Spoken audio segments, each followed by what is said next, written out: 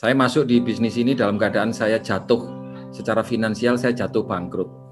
Saat itu saya punya ada 5 perusahaan sedang saya kelola dengan baik. Saya merasa hidup saya cukup baik dan saya tidak membutuhkan asuransi. Bagi saya asuransi ini identik dibutuhkan oleh orang-orang yang badannya rapuh, sedikit-sedikit masuk angin, sedikit-sedikit pakai minyak angin ya. Nggak bagus fisiknya sehingga dia harus punya asuransi. Pikiran saya seperti itu awalnya. Rupanya penilaian saya ini keliru ya, keliru sekali. Saya pikir asuransi itu hubungannya dengan kita ini kayaknya kurang ikhlas, kurang pasrah dengan risiko yang terjadi dalam kehidupan. Sepertinya kalau kita ini punya asuransi, kita ini tidak rela jika mengalami musibah, begitu. Selama saya menekuni usaha saya dan tahun 2012 itu puncak finansial saya baik, saya punya sedikit problem yang akhirnya ini merubah seluruh arah hidup kami hingga hari ini. 10 tahun saya menikah, istri saya tidak punya anak dan saya tidak punya anak. Saat itu saya berupaya bagaimana caranya punya anak. Dan ternyata doa kami ini dikabulkan ya, yang kami panjatkan kepada Tuhan ini dikabulkan oleh Allah. Istri saya hamil dan melahirkan dalam keadaan sesar. Setelah istri saya pulang, dokter tidak mengizinkan anak kami pulang dan saat itu saya tidak punya asuransi. Saya masih ingat waktu itu biaya yang harus kami siapkan cukup besar untuk ukuran saya waktu itu.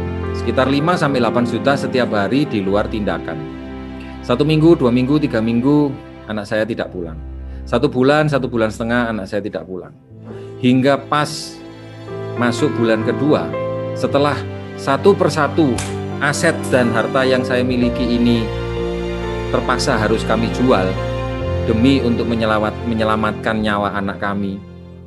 Dan setelah seluruhnya habis, sampai rumah yang kami tinggali pun juga harus kami jual demi nyawa anak. Akhirnya anak saya pamit untuk selama-lamanya. Dan saat itu saya betul-betul secara mental saya tidak punya daya untuk bangkit kembali. Tapi saya tidak tahan melihat istri saya itu duduk terdiam, sering ya nangis ya.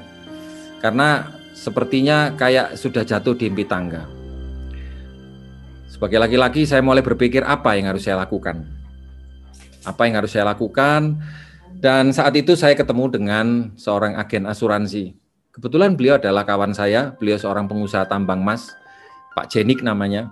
Beliau adalah orang yang tak kami sangka setelah puluhan tahun tak ketemu, beliau yang menyelamatkan kami semua hingga hari ini.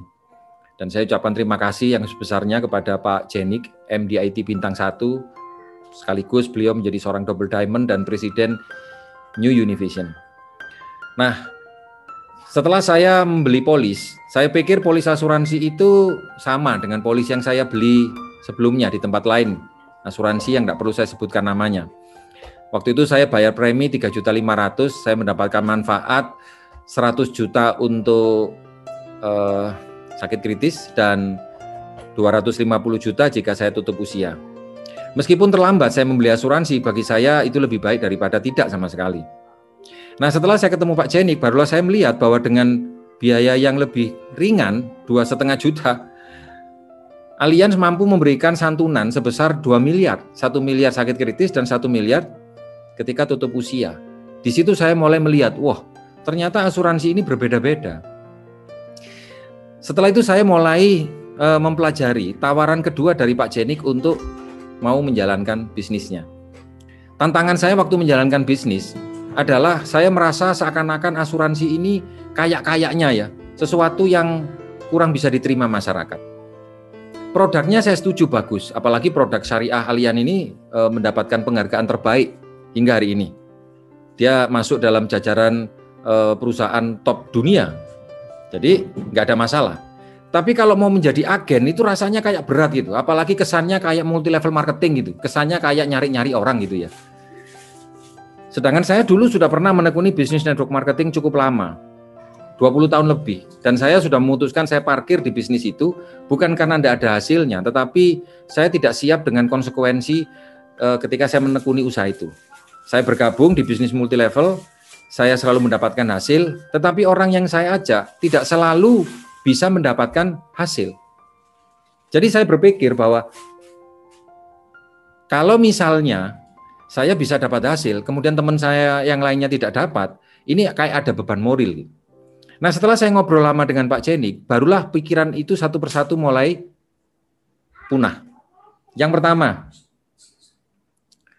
pertama, kalau seandainya teman-teman hari ini diajak untuk menjadi partner bisnis Allian, lalu Anda tidak bisa mencari orang umpama, satu pun tidak bisa, entah 1 bulan, 1 tahun, 2 tahun, 5 tahun umpama. Pertanyaannya, apa yang rugi? Kita semua mempunyai proteksi. Misalnya Anda kerja di mercusuar sehingga Anda tidak ketemu orang satupun gitu ya. Nah, lalu Anda tidak bisa menjalankan usaha ini. Anda tidak rugi. Kenapa? Karena minimal keluarga kita itu selamat. Nah, atas selamatnya keluarga ini merupakan sebuah nilai yang luar biasa buat kita, khususnya para laki-laki. Karena ada pepatah mengatakan gajah mati meninggalkan gading, harimau meninggalkan belang, manusia mati jangan sampai meninggalkan hutang. Nah, benar nggak Bapak Ibu semua? Ketika kita punya barang yang kita beli secara angsuran, perusahaan-perusahaan itu wajib mengasuransikan atas barang yang dia jual. Anda beli mobil, Anda beli rumah, ya, itu harus Anda punya itu asuransinya. Padahal kita ini secara finansial dianggap baik. Kalau nggak baik, nggak mungkin dapat kredit. Tapi kenapa setelah dinilai kemampuan finansialnya ada, tapi kok harus punya asuransi? Ini yang jadi pertanyaan. Ternyata karena risiko yang menyebabkan hilangnya aset yang kita angsur tadi itu tidak semata-mata dari diri kita. Contoh, kalau Anda punya KPR hari ini, dan kemudian Anda tidak butuh produk ini atau program ini, apakah kalau kita sakit kritis, maka KPR itu secara otomatis bisa dianggap lunas? Saya nggak yakin. Ya, saya tidak yakin. Kenapa? Karena asuransinya itu hanya melekat pada saat kita tutup usia. Nah, masalahnya menurut Anda mana yang datang duluan? Sakit dulu baru meninggal atau meninggal dulu baru sakit? Bagaimana kalau seandainya sakitnya seperti orang tua kami, kena stroke 7 tahun dan cacat dan tidak mampu lagi untuk mencari penghasilan? Pertanyaannya, ada nggak orang yang bersedia menyiapkan tetangga kita misalnya? Mau nggak tetangga kita ini bayari hutang-hutang yang kita punya? Saya nggak yakin. Bagi Anda yang merasa hari ini asuransi itu adalah sesuatu hal yang basi, kenapa? Karena Anda cukup punya finansial yang baik. Ini Anda sama dengan saya dulu. Jika kita merasa sudah punya banyak aset dalam bentuk misalnya tanah, bukti tanah itu milik kita adalah kalau adanya sertifikat. Bukti mobil itu milik kita adalah adanya yang namanya itu BPKB kalau punya mobil. Tapi akhirnya saya menyadari ketika kita tidak punya asuransi, bukti kepemilikan itu hanya jadi milik kita selama kita masih sehat. Kalau itu sudah sakit, maka itu akan berpindah kepada orang lain. Nah, jika dalam kondisi yang sudah sangat gawat darurat, pasangan Anda yang menjadi tulang punggung ekonomi itu sakit dan Anda masih punya rumah, mana yang Anda akan korbankan? Suami Anda yang sakit ataukah rumah yang Anda tinggali? Nah, masalahnya remote control-nya itu di tangan Tuhan. Kita tidak tahu kapan datangnya sakit. Banyak sekali orang mengabaikan mengenai masalah ini. Dia bilang nggak usah deket-deket sama agen asuransi karena nanti akhirnya jadi sakit. Jangan beli polis karena nanti jadi tambah sakit. Bapak Ibu semua, bagi Anda yang hari ini tahu ya, yang sering mampir di rumah sakit, ya, coba tanya sama orang yang lagi sakit. Apakah 1 minggu kemarin mereka semua sedang berikhtiar berdoa kepada Tuhan untuk uji nyali? Tuhan kasih bukti saya mau tes mental. Ada nggak orang yang bercita-cita kepingin sakit? Saya rasa enggak ada. Bahkan dokter pun ternyata juga bisa sakit. Apalagi dalam kondisi pandemi kayak saat ini, teman-teman semua, kita bisa melihat fakta data, ya, fakta data yang cukup mengerikan. Yang ini kita harus segera mencari alternatif solusinya. Berita Kompas tanggal 6 November tahun 2020 bahwa dampak pandemi ini sampai akhir ini menciptakan pengangguran mencapai 9,77 juta orang. Dan ada 11 negara maju yang sudah mengumumkan mereka mengalami perlambatan ekonomi atau yang kita kenal dengan resesi.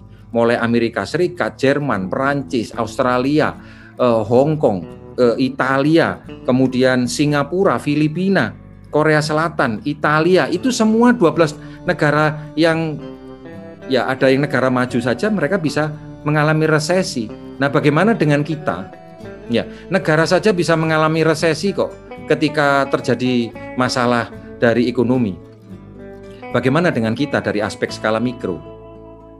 Nah, jadi harus ada satu solusi. Nah, banyak sekali orang nggak suka dengan yang namanya asuransi. Namanya aja sudah asuransi.